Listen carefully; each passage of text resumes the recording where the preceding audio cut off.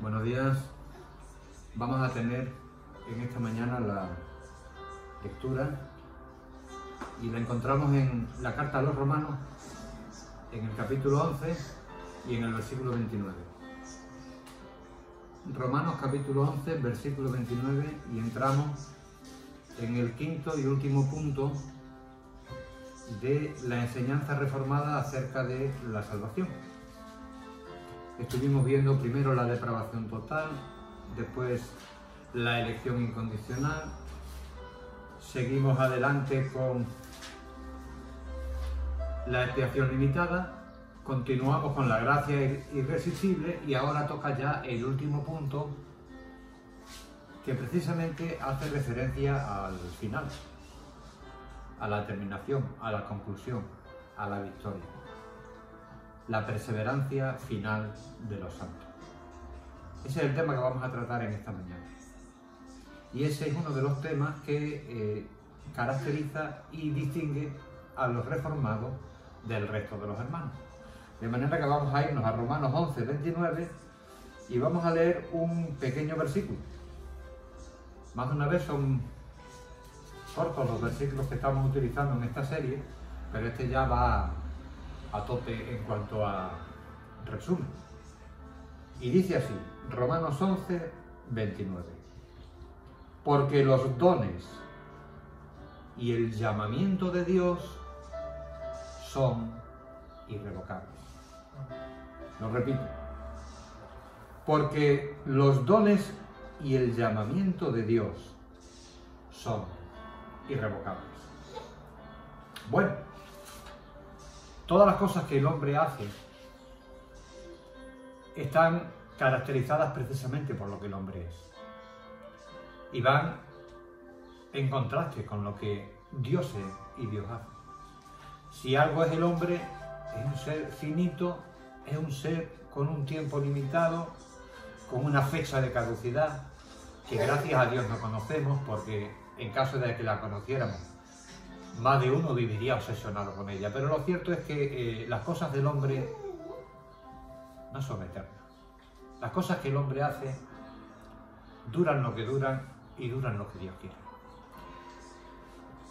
Ver los proyectos en un hombre, los empieza, a veces ni siquiera los termina, los empieza, otros sí los terminan, pero con el paso del tiempo esos proyectos acaban siendo nada. Porque todo lo que el hombre hace pasa. Sin embargo, Dios siempre permanece, la palabra de Dios siempre permanece y la voluntad de Dios siempre permanece. De manera que esa es una realidad. El hombre, todo lo que hace es efímero. Dios, que no se dedica a perder el tiempo, todo lo que hace es eterno. Y ante esa realidad, hay gente que se pregunta si Dios es como el hombre. Bueno, el problema del ser humano en todo es que tiene una idea muy pequeña de Dios, una idea muy humana de Dios, una idea muy limitada de Dios, y cree que Dios es como el hombre. Entonces, lo que ocurre en el plano temporal lo lleva al plano espiritual y llega a la conclusión de que en el caso de Dios puede suceder lo mismo que en el caso del hombre. Que el hombre se propone y no llega, que el hombre se propone y no termina, o que el hombre consigue, pero eso dura un tiempo. No, Dios cuando se propone, llega. Dios cuando decide terminar algo, lo termina a plenitud. Y Dios cuando hace algo, eso dura por la eternidad. Porque es la obra de un Dios todopoderoso, de un Dios santo y de un Dios trascendente. Bien, hemos estado tratando en estos mensajes lo que es la vida espiritual del cristiano. Y hemos visto desde el principio que la vida espiritual del cristiano es desde el principio hasta el fin la obra de Dios y solo de Dios. Hemos estado tratando la obra espiritual de Dios en el principio y hoy nos toca tratarla hasta el fin. Y en la obra de Dios hasta el fin, ya encontramos un contraste con mucha gente. Porque hay muchos que se convierten al Señor y creen que confesar el nombre de Jesús como Señor y Salvador tiene vida eterna, conlleva vida eterna, y eso es verdad. Pero luego viven la contradicción de creer que esa vida eterna, que es una palabra bastante expresiva y bastante concluyente, se convierte en la práctica en temporal, o se convierte en la práctica en una vida, entre comillas, subjetiva, sujeta a las situaciones y a los hechos del hombre.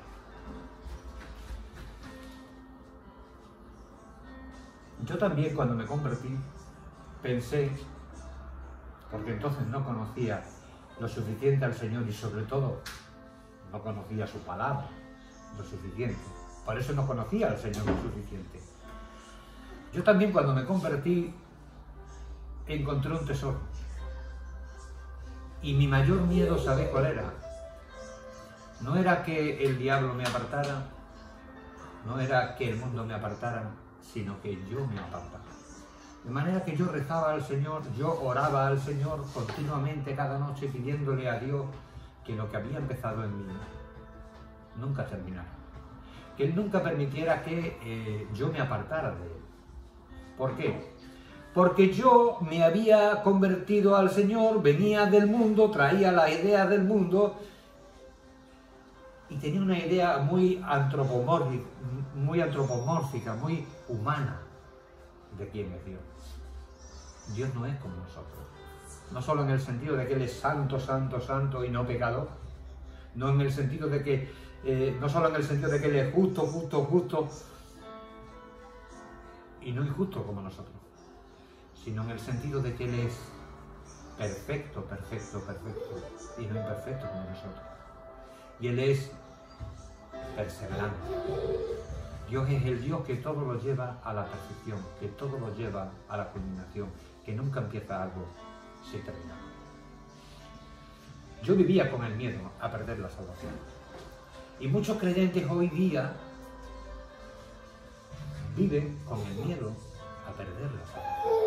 Y eso es porque en la Iglesia se ha enseñado una visión muy humana de Dios, de un Dios que puede cambiar de parecer o de un Dios que puede tener limitaciones a la hora de guardarnos. Pero ni Dios cambia de parecer, ni Dios tiene limitaciones a la hora de guardarnos. Dios siempre es el mismo y Dios siempre cubre y controla todo. Así que estos dos sermones van a ir en torno a una pregunta. Cuando la persona acepta al Señor Jesús como el Señor y Salvador de su vida, tiene vida eterna. Pero esa vida ¿perdurará por la eternidad o durará un tiempo? Ese es el tema. El debate entre arminianos y reformados se basa y se circunscribe a esa pregunta. La obra de Dios que Él ha empezado en ti, que Él ha empezado en mí, que Él ha empezado en su pueblo, ¿se va a extender por toda la eternidad o se va a reducir a un tiempo, a una etapa, a un momento de la vida de la persona? Esa es la madre del problema. Ante esa pregunta hay dos respuestas, como en casi todo lo que hemos estado viendo. La respuesta del arminiano y la respuesta del reformado. El arminiano te va a decir que la vida eterna que Dios te ha dado es eterna. Y a eso yo solo puedo decir amén. El problema es que el arminiano no se conforma con decirte eso. Luego entra en detalle y te dice que esa vida eterna está sujeta en su mantenimiento, está sujeta en su bendición al hecho de que tú te mantengas en el Señor y al hecho de que tú eres santo. O sea, es vida eterna. Es vida eterna. Pero una vida eterna condicionada.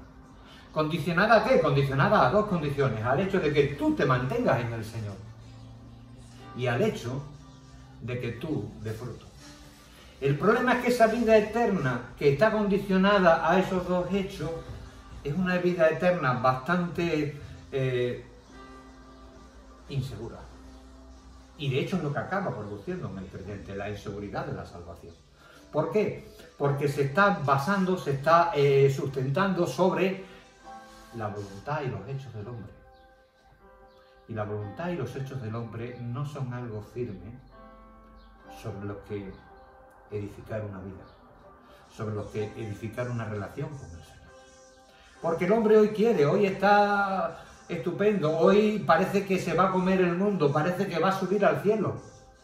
Pero mañana preguntas por él y tienes que levantar las baldosas del suelo a ver si lo encuentras. Porque el hombre no solo es que sea inconstante en sus caminos, que lo es que además está sujeto a un montón de ataques, a un montón de situaciones que lo afectan. Entonces el arminiano te dice que sí, que el hecho de creer en Jesucristo implica y te da vida eterna, y eso es verdad. Pero al mismo tiempo que te da la de cal, te da la de arena y te dice que todo depende de que el que persevere hasta el fin será salvo.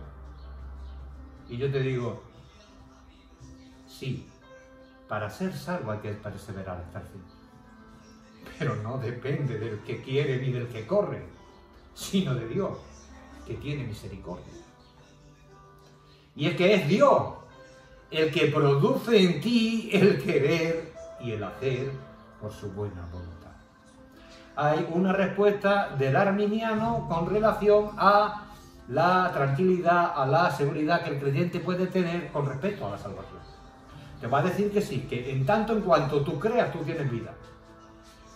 Pero ojo, te está ofreciendo seguridad para ahora, para hoy. No te está ofreciendo seguridad para mañana. No te está ofreciendo seguridad para pasado mañana.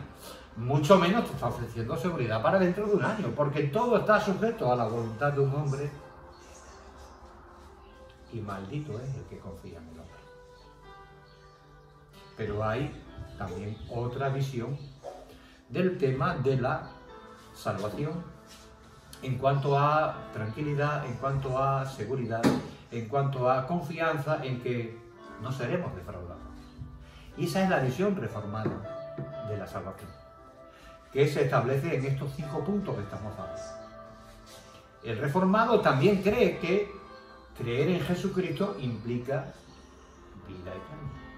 Pero el reformado es tan ingenuo que se cree que de verdad la frase vida eterna significa vida eterna. Si algo implica la frase vida eterna, es una vida que se mantiene pese a las luchas, pese a los sufrimientos, pese a las pruebas, pese a las caídas del propio cristiano. Es eterna. Es una característica que tiene la salvación de Dios, porque es una característica de Dios. Dios es eterno y todo aquello que Dios hace tiene trascendencia eterna. De manera que cuando la Biblia dice que el que cree en el Hijo tiene vida eterna, no está utilizando una manera de hablar, está expresando una verdad mayor aún que una verdad matemática. 2 y 2 son 4, no son 5, ni 6, ni 8. Y una vida eterna. Es una vida que se extiende por la eternidad, con tal de que la persona, de verdad, de corazón, haya confiado en el nombre de Jesús como Señor. Ese hecho de que es una vida eterna es el hecho que lleva al apóstol Pablo a afirmar en Filipenses capítulo 1 y versículo 6 una realidad como un templo. Y es que el que comenzó en vosotros la buena obra la perfeccionará hasta el día de Jesucristo. Ese no era un deseo de Pablo, que también, esa no era una suposición de Pablo, porque Pablo no era simplemente un creyente que hacía todo cuanto podía y que trataba de escudriñar todo cuanto le fuera posible. Pablo era un apóstol de Dios. Pablo era un hombre que habló siendo inspirado por el Espíritu Santo. Pablo era un hombre que cuando cogía la pluma y se ponía a escribir la palabra de Dios, era infalible, como cualquier otro de los autores humanos de la Escritura. Y lo que está diciendo es que el que comenzó en ti la buena obra, la perfeccionará hasta el día de Jesucristo. Dios no es como nosotros. Empezamos una cosa y la dejamos a medio. Empezamos una cosa y del comienzo ya desfallecemos, o sencillamente las circunstancias nos lo impiden. Dios empieza, Dios termina. ¿Por qué? Porque Dios es Dios y Dios es soberano. De manera que con respecto a la seguridad del creyente en la salvación, con respecto a la pregunta de si la obra de Dios se mantendrá durante toda tu vida e irá aún más allá de tu vida en esta tierra, hay dos respuestas. Una, la respuesta arminiana, y dos, la respuesta reformada. Vamos por partes. A ver si podemos...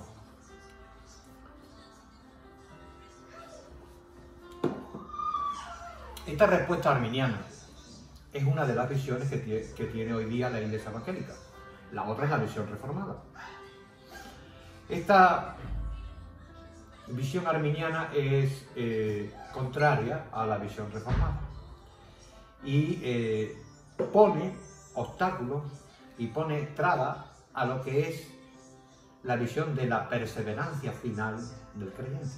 Hay quienes afirman que sí, que el creyente es verdadero, el creyente auténtico, aquel que no se engañó a sí mismo, sino que de verdad ha creído en el nombre de Jesús y en el que Dios ha comenzado la obra, ese llegará hasta el final y vencerá. El arminiano dice que bueno, que Dios empezó, pero que veremos a ver si termina. La posición arminiana, habría que decir primero que ni siquiera fue la de Arminio. Arminio no llegó a expresar eso. Arminio sembró o sentó las bases para que se llegara a afirmar aquello. Pero en realidad esta posición extremista de decir que bueno, que no sabemos, que no estamos seguros y que ya veremos a ver si el creyente verdadero se salva o no se salva, porque todo depende de si se mantiene fiel o no. Esa no era la posición de Arminio. Arminio era un reformado que no tenía las cosas claras, pero no dejaba de ser un reformado. Esa fue la posición de sus seguidores, de sus discípulos, los cuales llevaron las conclusiones de Arminio hasta el final. Pero más allá de eso, había que decir que es muy vieja. Y es muy vieja porque esta posición de hacer que las cosas dependan del hombre es la posición semipelagiana, en la que el hombre es el sujeto. El hombre es la madre del borrego. Y esa posición hace que todo dependa de la incierta obediencia del hombre. Pero os voy a decir más. Este tema del arminianismo en el fondo no es otra cosa que Roma en la Iglesia. La Iglesia evangélica se liberó del papismo. Gracias a Dios mantuvo la palabra pura. Quitó los 7 libros deuterocanónicos o apócrifos, porque ese es su verdadero nombre, de la Escritura. La Iglesia evangélica echó fuera un montón de enseñanzas humanas, de costumbres humanas y de ritos humanos que se habían añadido al Evangelio en Roma. Sin embargo, ha habido una parte de la Iglesia evangélica que todavía no se ha desprendido de la forma de pensar papista y humana. ¿Cuál es esa forma de pensar papista y humana? Esa que hace depender en buena parte las cosas del hombre. Si tú le preguntas a un católico, te dirá, cuando le preguntes si es salvo, te dirá, si muero en gracia de Dios, condicional. Pero si tú le preguntas a un arminiano, ¿tú eres salvo? Te dirá sí. Y si continúas aún y le dices, ¿y tú serás salvo? Él te dirá, si persevero hasta el fin. la misma visión. La misma visión. Yo tengo que mantener. Yo tengo que permanecer. Yo tengo que estar. Y es que mucha gente ha salido de Roma, pero Roma no ha salido de sus cabezas. Roma no ha salido de sus planteamientos. La gran diferencia entre la Reforma y Roma es que Roma dice que todo se fundamenta en las obras, pero la Reforma dice que todo se fundamenta en la gracia, porque las obras son el fruto del Espíritu que te fue dado por gracia irresistible, por gracia soberana de Dios que tuvo misericordia de ti y obró en ti para salvación y para vida. Así que el arminiano te puede decir que sí, que hoy tiene respuestas para la pregunta ¿eres salvo? Pero no tiene respuesta para la respuesta a la pregunta ¿lo serás mañana? ¿Lo será dentro de un mes? ¿Lo será dentro de un año? Y vive con el miedo a perder la salvación. Todo porque le han dado un enfoque equivocado y bastante papista de lo que es la salvación y la perseverancia en el Señor. Ellos tienen una serie de argumentos para creer que la salvación no es algo que esté plena, total y absolutamente segura en Cristo. Tienen una serie de argumentos y vamos a hablar de ellos y vamos a ir desgranándolos y vamos a ir deshaciéndolos como se deshace un azucarillo. Ellos dicen que no puede haber una perseverancia final segura, cierta, absoluta, total, completa, porque es inconsistente con la libertad humana. O sea, si Dios hace que el hombre persevere desde el principio hasta el fin, en realidad no es el hombre quien está perseverando, sino que el hombre está siendo un monigote, el hombre está siendo un muñequito en las manos de Dios, el cual le está forzando a ir adelante. El hombre no está teniendo libertad. Pero eso es una forma equivocada de pensar, porque creen que la libertad del hombre consiste en la elección entre el bien y el mal.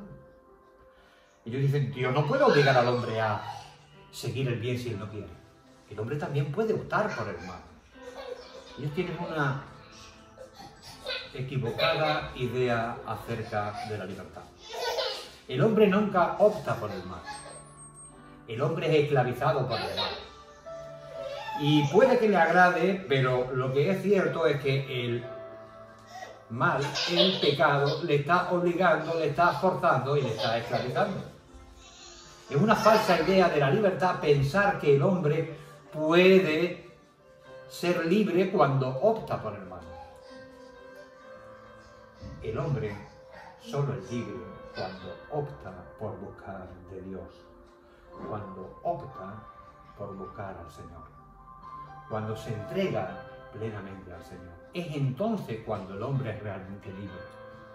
Por eso, el creyente persevera de manera libre y voluntaria, porque ha sido regenerado, porque Dios es el que produce en él el querer y el hacer por su buena voluntad, porque el Espíritu de Dios que está en él le anhela celosamente. Entonces ellos dicen que eso de que el hombre necesariamente y obligatoriamente tenga que perseverar toda su vida sería negar la libertad humana. Pero es todo lo contrario. El hecho de que el hombre persevera durante toda su vida en el Señor, porque la Biblia dice que el que cree en el Hijo tiene vida eterna presente, y ahora habla del futuro y dice, y no vendrá a condenación. El creyente va a perseverar hasta el final, porque no va a venir a condenación. ¿Y sabes por qué no va a venir a condenación? Porque ha pasado de muerte a vida. Ahora es un hombre libre. Ahora es cuando es de verdad libre, cuando está buscando al Señor. Nunca es el hombre más libre que cuando busca de Dios y encuentra a Dios. Ellos también dicen que, claro, si se enseña esta doctrina de la perseverancia final en la que el hombre tiene la paz de saber que nunca se va a perder, ya sabéis, una vez salvo, siempre salvo.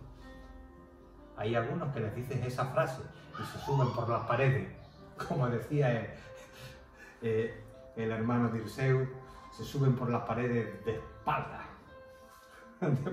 y para arriba. Bien, una vez salvo, siempre salvo. Sí. Pero piensa que esa frase, en lugar de dar paz y seguridad, lo que está dando es una licencia y una cartilla blanca para la indolencia y para la inmoralidad. Ellos dicen, oye, es que si fulanito sabe que va a ser salvo al final, haga lo que haga, entonces ese hombre se va a despatarrar, ese hombre va a hacer cualquier historia, ese hombre va a hacer cualquier locura, porque como todo está perdonado. Pero la Biblia no dice jamás que nosotros seamos guardados y protegidos por Dios sin tener en cuenta las causas secundarias. O sea, Dios ha preparado cuál es nuestro destino, pero también ha preparado cómo vamos a llegar a ese destino. De manera que el hecho de que Dios te ofrezca paz, el hecho de que Dios te ofrezca salvación, el hecho de que Dios te ofrezca seguridad, no va en el auténtico creyente, en aquel que de verdad ha nacido de nuevo, en aquel que tiene al Espíritu y el Espíritu le anhela celosamente, no va a provocar que ese hombre se hunda en el pecado como se hundiría un cerdo en un barrizal. No. Saber que la obra de Dios no tiene corte, que la obra de Dios no puede ser interrumpida, lo que va a hacer a ese hombre es seguir adelante en paz, seguir adelante centrado en el Señor. Seguir adelante creciendo en la gracia. Pero creciendo en la gracia desde la tranquilidad. Creciendo en la gracia desde la certeza. Creciendo en la gracia sin la duda. Sabes que la duda engendra temor y el temor engendra pecado. El creyente sabe que aquel que comenzó la buena obra en nosotros la perfeccionará hasta el día de Jesucristo. Sí. Y porque sabe eso, él busca de Dios en paz y sin miedo. Y cuando tú empiezas a conocer a Dios en paz y sin miedo y empiezas a llenarte de su amor y de su gracia, lo último en lo que tú vas a pensar va a ser en ser indolente y en no cuidar tu salvación, porque el Espíritu de Dios te anhela celosamente y es el que te lleva a buscarlo. Pero además, ya lo imposible que tú vas a pensar es en querer meterte en el fango del pecado voluntaria y premeditadamente. El creyente seguirá pecando, porque todavía tenemos dos componentes, una naturaleza caída y una naturaleza redimida. Pero el creyente que ha conocido al Señor, que sabe en quién ha creído, no se abandona en la perversión y en la violencia. También ellos dicen que es imposible que el creyente pueda perseverar hasta el final, con certeza absoluta, que algunos lo consiguen, pero que otros no. Porque en la Escritura tenemos ejemplos de apostasía. Ejemplos de apostasía serían Demas, sería Himeneo, sería Judas. Y es verdad que la Biblia habla de estos hombres que estuvieron en medio de los creyentes, estuvieron un tiempo y que luego se apartaron o que traicionaron al Señor, como en el caso de Judas, o hicieron daño a la iglesia, como en el caso de Himeneo y Fileto.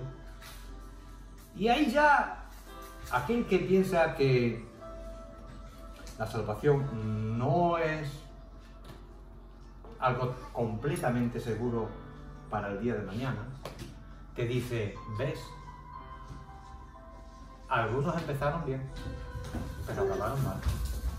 O sea, tú puedes creer hoy en el Señor y puedes mañana negarlo.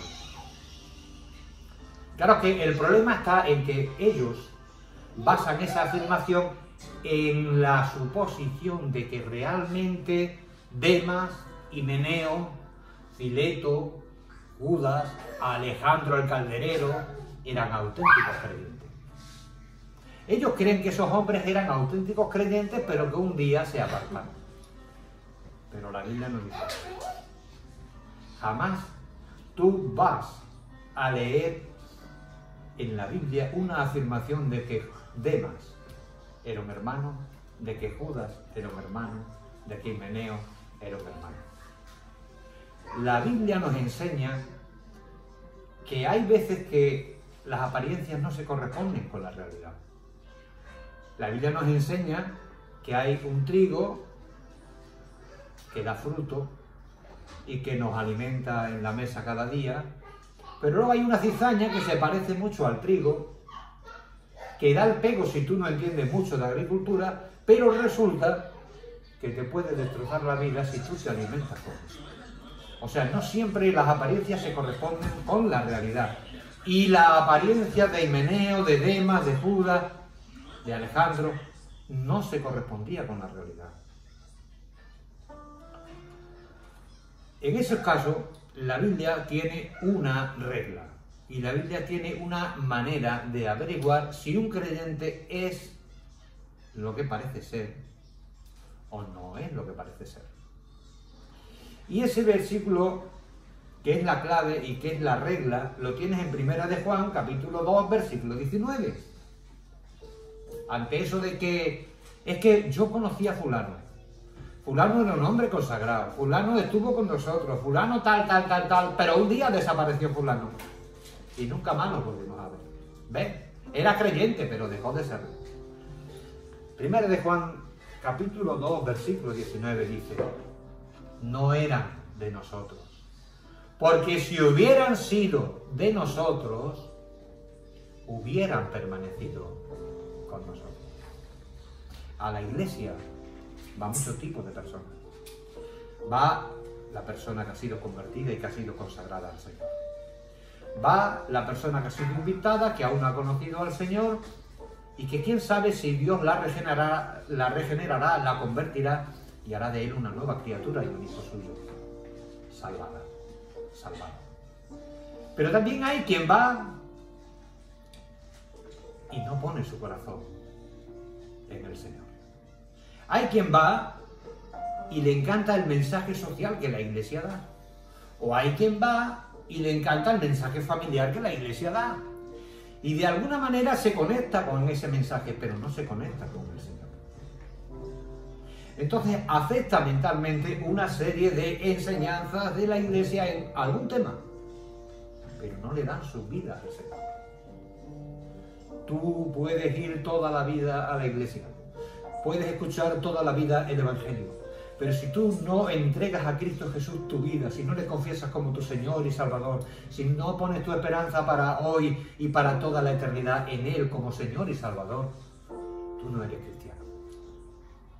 Estás en un medio cristiano, estás disfrutando del aroma cristiano, pero no te estás alimentando del pan de vida que es Cristo Jesús el Señor. Entonces no eres cristiano. Y lo mismo hoy estás ahí, mañana Dios te puede sacar o sencillamente tú te puedes marchar. La Escritura afirma claramente que hay una regla para saber quiénes están en el Señor y quiénes de verdad han sido nacidos de nuevo y no en apariencia. Y es: no eran de nosotros, porque si hubieran sido de nosotros, hubieran permanecido con nosotros. Y es que muchas veces muchos hermanitos dicen: la salvación se puede perder porque yo conocí a fulano que estuvo entre nosotros, pero luego se marchó. ¿Ves? Dios hizo una obra, pero se quedó a media. La pregunta es: ¿de verdad Dios hizo una obra? ¿Desde cuándo aquello que Dios empieza Él no es capaz de terminarlo? ¿Desde cuándo aquello que Dios comienza Él no es capaz de llevarlo a la consumación? Dios hizo una obra. Mira, La naturaleza de Dios implica que cuando Dios comienza, Dios termina.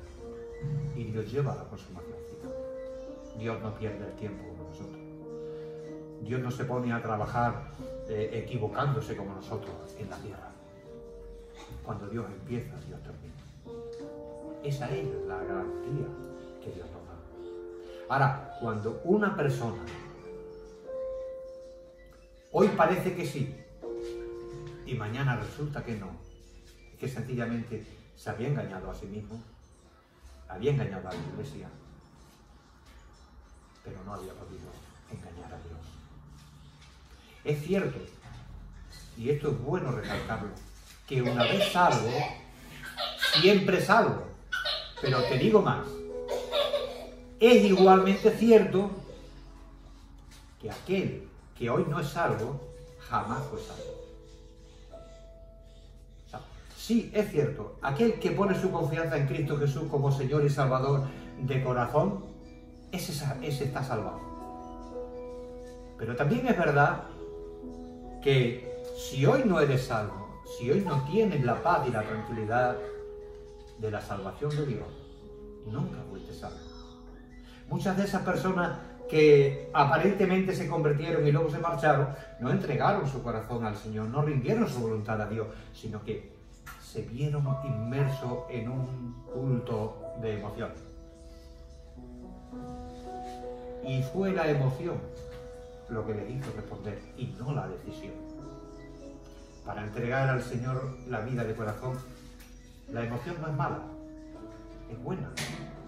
Porque uno se reconoce pecador. Y uno reconoce la gracia y el amor y la misericordia de Dios para con él al querer salvarlo. Pero la emoción no puede ser el único requisito.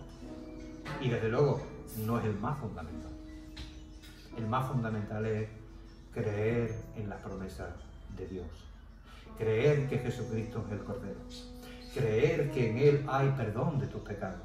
Creer que en Él hay adopción de Dios como hijo para vida eterna, vida que se extiende por la eternidad. El problema de todos aquellos hombres que un día estuvieron con nosotros y nos abandonaron es que se engañaron a sí mismos. No simplemente engañaron a los demás, cosa seria. Lo grave es que se engañaron a sí mismos. Realmente no habían entregado su corazón al Señor.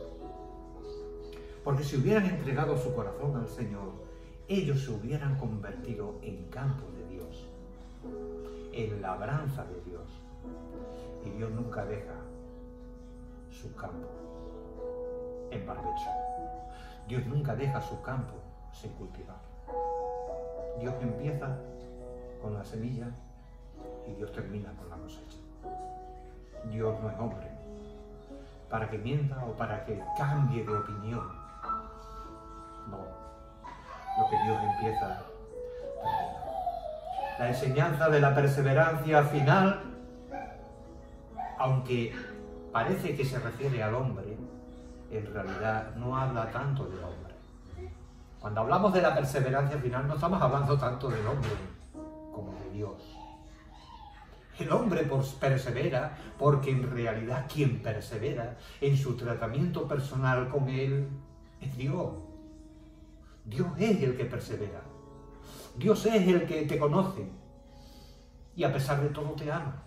Dios es el que sabe tus caídas y a pesar de todo no te abandona y te vuelve a levantar. Dios es el que conoce tus limitaciones, pero aún y con esas limitaciones Dios sigue obrando en tu vida. ¿Por qué?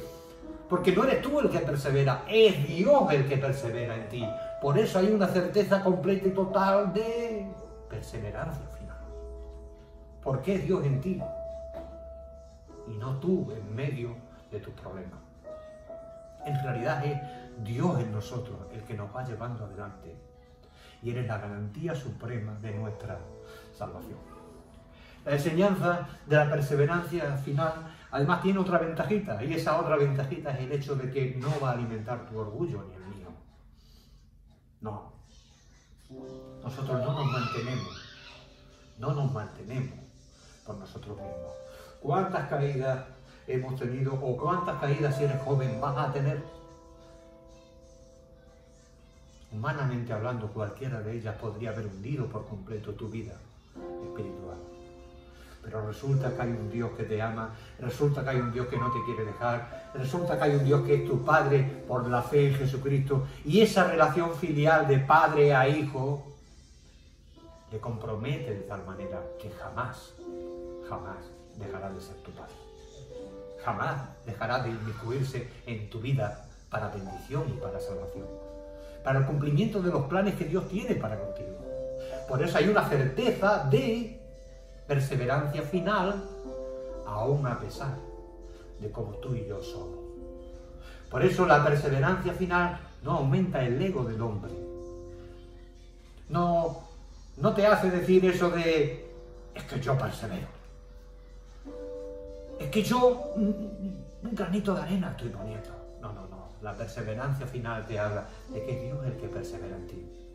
Por tanto, es Dios el que tiene todo el mérito para que Él reciba toda la gloria. Y la enseñanza de la perseverancia final, finalmente trae gozo, trae paz. El gozo de saber que tú no vives la vida solo, que Dios está contigo y que tú no lo controlas todo, pero Dios controla toda la situación, todas las circunstancias, y las está moviendo para su gloria, y las está moviendo para tu bien. Eso no solo produce gozo, eso produce paz. Estás en buenas manos, porque el que comenzó en ti la buena obra, la perfeccionará hasta el día de Jesucristo. No es simplemente una opinión, es una revelación de la palabra de Dios.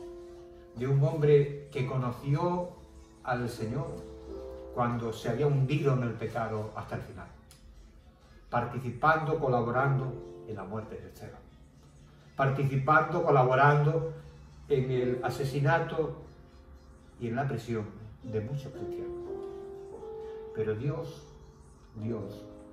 lo llamó cuando él era su enemigo, lo convirtió en su hijo y su amigo, y lo llevó hasta el final de la historia. La historia de Pablo salvando las instancias, porque desde luego no somos nadie en comparación con él. Es tu historia y la mía, porque el Dios que actuó en Pablo es el que está actuando en ti. Es el Dios que garantiza la perseverancia final y la victoria. Porque es el Dios que nunca cesa de amarte ni de bendecirte.